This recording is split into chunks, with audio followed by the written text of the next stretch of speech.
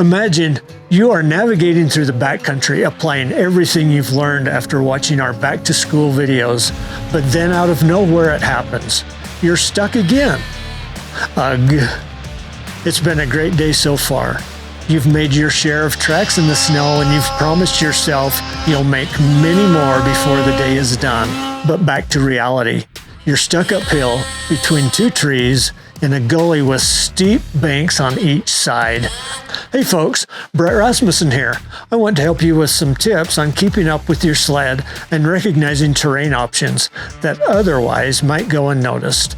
And more pertinent to this situation, it will help you avoid getting stuck. Let's get into it. My advice is really simple. Mentally, you should be 50 to 100 feet ahead of your present location while riding your sled at regular speed. More if you're moving faster than normal. And physically, you should be 2 moves ahead of your sled. Let me explain. This takes a little bit of imagination. Looking ahead, I envision myself navigating the terrain before I arrive. I learned how to do this during my career as a professional racer in the competition snowmobile hillclimb circuit. The further forward I looked, providing I devised a plan, the faster I could get where I wanted to go. 1 or 2 seconds in a 1-minute race will mean the difference in first place or 10th place. And in the backcountry, it can mean the difference in finding yourself stuck or being able to power through or around the bottleneck. As you look forward, watch for alternate line choices and terrain features that allow you to proactively set up for success. Staying ahead of the sled physically is key. It's all about reaction time. I'll explain it like this. Your sled reacts to everything. It reacts to bumps, ruts, logs, rocks, old tracks, and all kinds of terrain features. It also reacts to snow density and how much traction is available. But most importantly, the sled reacts to rider input. The rider responds proactively to how he expects the sled to react because he can anticipate scenarios based on knowledge and experience. Let's break it down a little further. Your senses are observing everything around you, particularly what's ahead as you drive forward. Your brain is calculating what's going to happen based on what can be seen ahead of you. It uses past riding experiences to calculate how that old track, for example, may try to buck you off your edge, or how that deep soft snow will require more momentum to get through without getting stuck.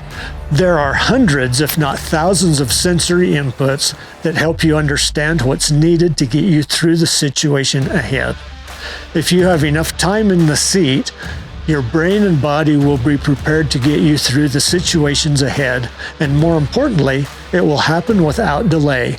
Point being, if you're looking far enough ahead, your body will be reacting accordingly by being steps ahead of the obstacles coming.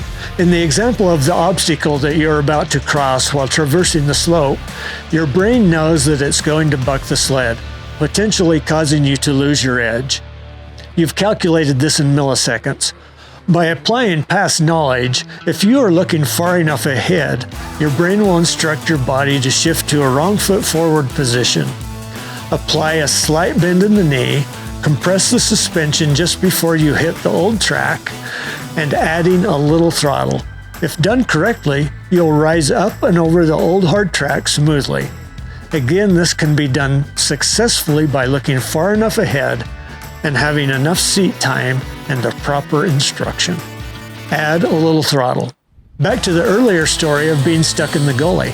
And don't worry, we've all been here more than once.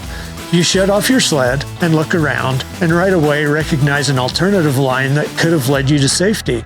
Why didn't I see this, you say?